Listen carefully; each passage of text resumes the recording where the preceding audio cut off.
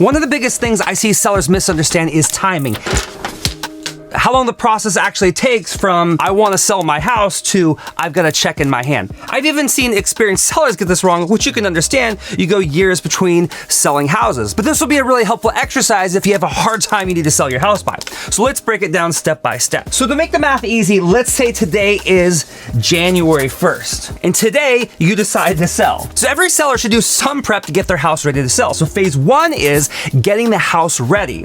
This is all about the delayed maintenance, the paint touch-ups, and small fixes to get your house ready to show. And by the way, I just finished a long video series on this, so take a look at that if you're looking for inspiration. So depending on how much work your house needs, this stage can take anywhere from a few weeks to a couple months. And if your house needs a lot of work, 6 months is a great number, but 2 months is a great number if you just have a little sprucing up to do. So let's say that's the case. And so today is now March 1st. This brings us to phase 2. Now, once the house is ready, it's time to take professional photos, staging, and marketing. Now, that can add another week or 2. These things usually don't take that long as long as they're scheduled out. So now, it's March 15th. So phase 3 is hitting the market. Now you put your sign in the yard and your listing goes live. Now, of course, it takes some time to get an offer that you're comfortable accepting.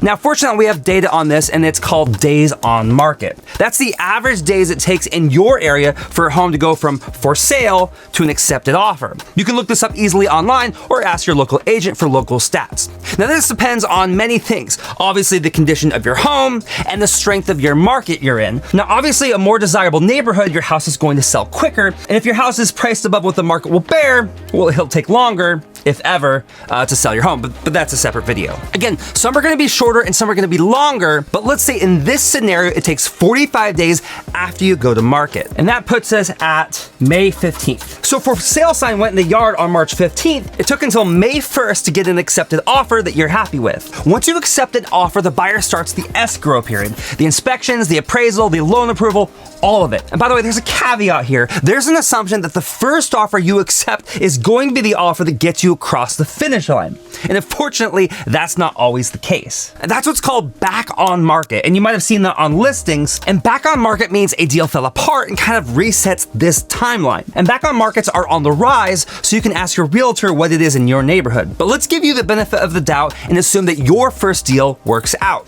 Congratulations, your house is now closed. Now, hopefully you get a sizable amount of money wired to your checking account. It's now June 15th. So from decision to check in hand in this scenario is about 6 months. And that's assuming a moderately efficient timeline. Now, your exact timeline will depend upon your goals and the condition of your home and your local market. But this is a kind of realistic pacing that you should plan for. There's a lot to think about, like buyers needing to get their kids moved in before school starts. All of this comes into play. But a little planning ahead and timelining can give you some clarity on what's ahead. Subscribe for more tips.